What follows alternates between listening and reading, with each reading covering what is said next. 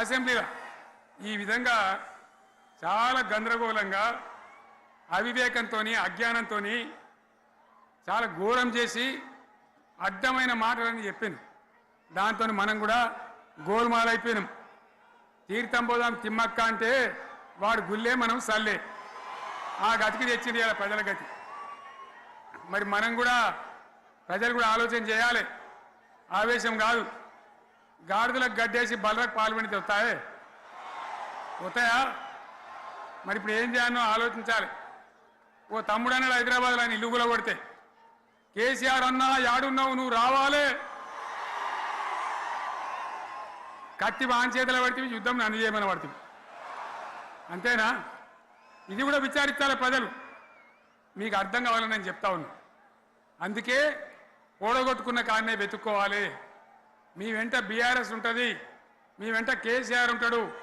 100% మళ్ళా తెలంగాణ విజయం సాధించాలి, గులాబీ జెండా ఎగిరేయాలి, అద్భుతమైన తెలంగాణను మళ్ళీ సాధించాలి. ఇక బీజేపీ కథ 11 ఏళ్ళ రాజ్యం చేయబట్టి తెలంగాణకు 11 రూపాయలు ఇచ్చిండ్రా? వాటిదే బబ్రాజమానం భజగోవిందం, శుష్క ప్రియాలు శూన్యాస్తాలు తప్ప ఏమి ఇయ్యలే. 157 కాలేజీలు పెడితే మెడికల్ కాలేజీలు ఒక్కటన్నా తెలంగాణకు ఇచ్చిండ్రా?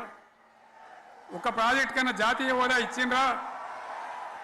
ఇక కాంగ్రెస్ వాడు ఇట్లా అంటే బీజేపీ వాడు అట్లా, ఏది లేదు.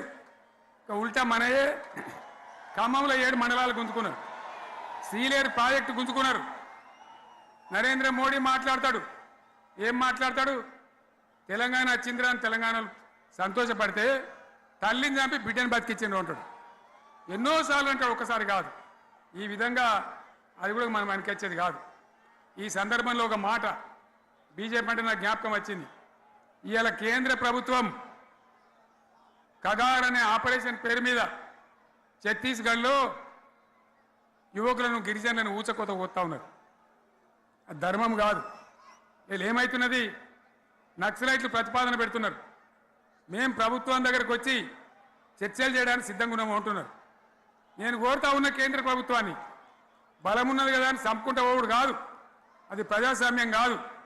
ఆపరేషన్ కగార్ వెంటనే ఆపేయండి. వాళ్ళని పిలిచి, ఆ నక్సలైట్లను పిలిచి డెమోక్రటిక్ స్పేస్ ఇచ్చి చర్చలు జరపండి. వాళ్ళు ఏం మాట్లాడతారో చూడండి. అది కూడా నల్లనా తెల్లనా దేశం ముందరికి రాని. కానీ అట్లా కాదు, మొత్తం ఏరి పారెత్తాం, కోసి పారెత్తాం, నరికి పారెత్తాం అంటే మిలిటరీ ఉన్నది మీ దగ్గర కొడతారు. కానీ ప్రజాస్వామ్యం అనిపించుకోదు. ఈ మాట ఢిల్లీకి ఉత్తరం పంపిద్దామా? మీరందరూ సపోర్ట్లు కొడితే తీర్మానంగా భావించి దాన్ని కేంద్రానికి పంపిద్దాం.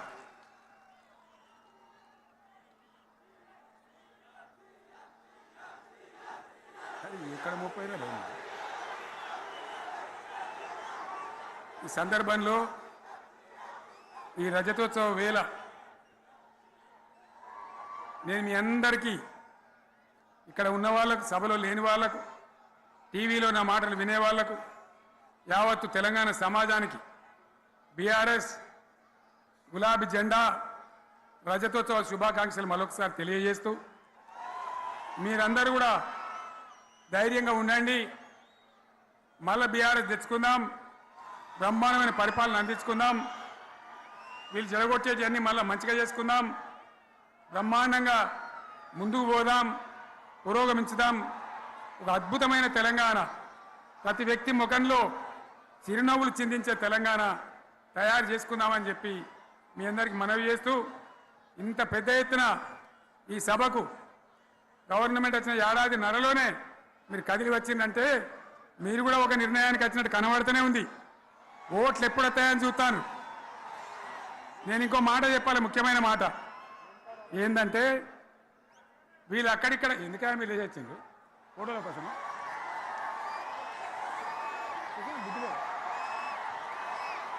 ఒక మాట చెప్పాలి. ఏంటిది? ప్రభాకర్ రెడ్డి అని మా ఎమ్మెల్యే ఉన్నాడు, దుబ్బాక ఎమ్మెల్యే. ఆయనతో ఎవరో హైదరాబాద్లో మాట్లాడితే, అన్న ఇంకా 3 ఏళ్ళు భరించానే ఈ గవర్నమెంటు అని మాట్లాడింది. ఆయన మాట చెప్పిండు విలేకరులు. అలా చూసారా మా గవర్నమెంట్ పడగొడతారట. మేమెందుకు పడగొడతాం రా భయ్? మాకేమైనా కాల్చేరు గులగుల పెట్టినాయా? మేమా కిరికిరి పని చెయ్యం బిడ్డ. మీరే ఉండాలి. ఓట్లు తీసుకున్నారు, చక్కగా పని చేయకపోతే మీ ఈపులు ప్రజలే సాఫ్ చేస్తారు. అంతే కదా? మేము పడగొట్టాం, మీ గవర్నమెంట్ పడగొట్టాం. ఎందుకంటే మీ సంగతి ఏందో మా సంగతి ఏందో ప్రజలకు పూర్తిగా అర్థం కావాలి. గులాబీ సైనికులకు నాది ఒక్కటే మాట, మనం ఏనాడు మనం పుట్టిందే పదవులు త్యాగం చేసి, పుట్టిందే రాష్ట్ర సాధన కోసం, స్వార్థం కోసం మనం పనిచేయలే. మీ అందరి నాయకులను కార్యకర్తలను నేను కోరేది ఒకటే, తెలంగాణ సమాజం అద్భుతంగా పురోగమించేదాకా మనం పనిచేస్తూనే ఉండాలి. గవర్నమెంట్లో ఉన్నా ప్రతిపక్షంలో ఉన్నా ప్రజల పక్షాన ఉండాలి, ప్రజలకు అండగా ఉండాలి, ప్రజల సమస్యల మీద పోరాటం చేయాలి, వాళ్ళకు అండదండలుగా ఉంటూ పురోగమించాలి. అదే మన కర్తవ్యం. అందులోనే మనకు అన్ని పదవులు వస్తాయి. అది పెద్ద ఇష్యూ కాదు. ఎన్ని వేల మంది మనోళ్ళు ఎంత బ్రహ్మాండంగా ముందుకొచ్చారు.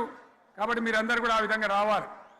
లాస్ట్ మాట, ఈ సభ నిర్వహించినటువంటి మిత్రులు పోచంపల్లి శ్రీనివాసరెడ్డి గారికి, వినయ్ భాస్కర్ గారికి, పెద్ది సుదర్శన్ రెడ్డి గారికి, రవీంద్రరావు ఎమ్మెల్సీ గారికి, వారికి నేను ధన్యవాదాలు చెప్తా ఉన్నా. ఇక్కడ భూములు ఇచ్చి బ్రహ్మాండంగా ఆదరించిన ఈ ఎల్కతుర్తి చుట్టుపక్కల గ్రామాల ప్రజలకు కూడా, రైతులకు కూడా నేను ధన్యవాదాలు తెలియజేస్తా ఉన్నా. ఈ రజతోత్సవ శుభాకాంక్షలు మీ అందరికీ మరొకసారి తెలియజేస్తూ నేను మీరు సెలవు తీసుకుంటా ఉన్నా. జై తెలంగాణ, జై తెలంగాణ, జై తెలంగాణ. ధన్యవాదాలు. ఇప్పుడు లొలిపెట్టరా బాగా లొలిపెట్టారు.